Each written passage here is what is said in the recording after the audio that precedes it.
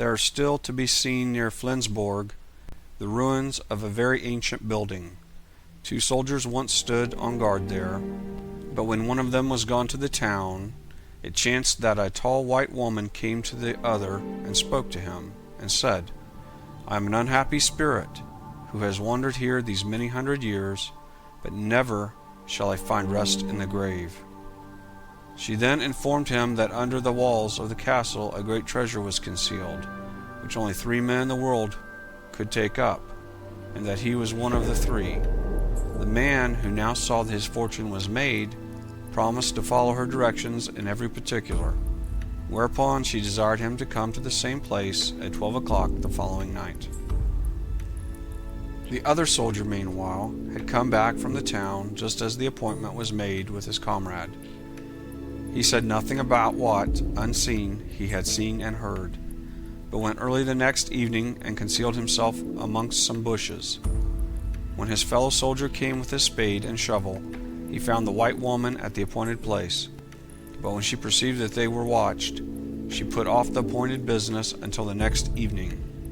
The man who had lain on the watch to no purpose went home, and suddenly fell ill, and as he thought he should die of that sickness, he sent for his comrade, and told him how he knew all, and conjured him not to have anything to do with witches or with spirits, but rather to seek counsel of the priest, who was a prudent man.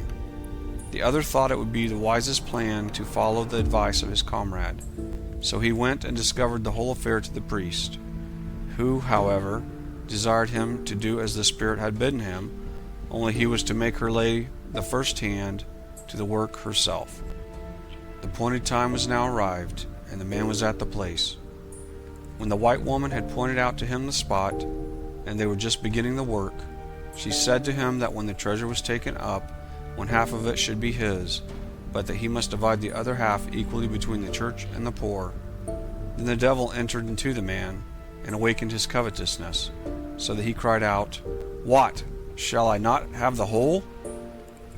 Scarcely had he spoken, when the figure, with a most mournful wail, passed in a blue flame over the moat of the castle, and the man fell sick and died within 3 days. The story soon spread through the country, and a poor scholar who heard it thought he had now an opportunity of making his fortune.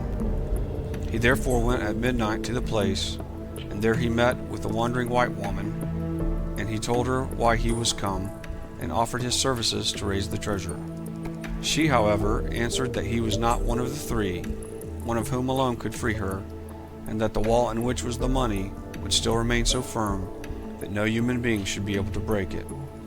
She told him that at some future time he should be rewarded for his good inclination, and, it is said, when a long time after he had passed by that place, and thought with compassion on the sufferings of the unblessed woman, he fell on his face over a great heap of money, which soon put him again on his feet. The wall still remains undisturbed, and as often as anyone has attempted to throw it down, whatever is thrown down in the day is replaced again in the night. 3 men went once in the night time to Klimhoy to try their luck, for a dragon watches there over a great treasure. They dug into the ground, giving each other a strict charge not to utter a word whatever might happen, otherwise all their labor would be in vain. When they had dug pretty deep, their spades struck against a copper chest. They then made signs to one another, and all, with both hands, laid hold of a great copper ring that was on the top of the chest, and pulled up the treasure. When they had just got it into their possession, one of them forgot the necessity of silence, and shouted out, "One pull more, and we have it." That very instant the chest flew away out of their hands to the lake Storup, but as they all held hard on the ring, it remained in their grasp. They went and fastened the ring on the door of St. Olaf's church, and there it remains to this very day. Near Dangstrup there is a hill, which is called Dangberg Dons. Of this hill it is related that it is at all times covered with a blue mist, and that under it there lies a large copper kettle full of money.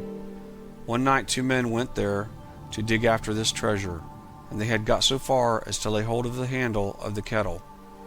All sorts of wonderful things began then to appear to disturb them at their work. One time a coach, drawn by 4 black horses, drove by them. Then they saw a black dog with a fiery tongue. Then there came a cock drawing a load of hay. Still the men persisted in not letting themselves speak, and still dug on without stopping. At last a fellow came limping up to them and said, "See, Dangstrup is on fire." When the men looked towards the town, it appeared exactly as if the whole place were in bright flame. Then at length one of the men forgot to keep silence, and the moment he uttered an exclamation, the treasure sank deeper and deeper, and as often since as any attempt has been made to get it up, the trolls have, by their spells and artifices, prevented its success.